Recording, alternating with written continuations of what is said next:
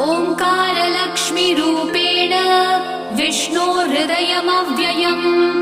विष्णुमानन्दमध्यस्थम् ह्रीङ्कारबीजरूपिणी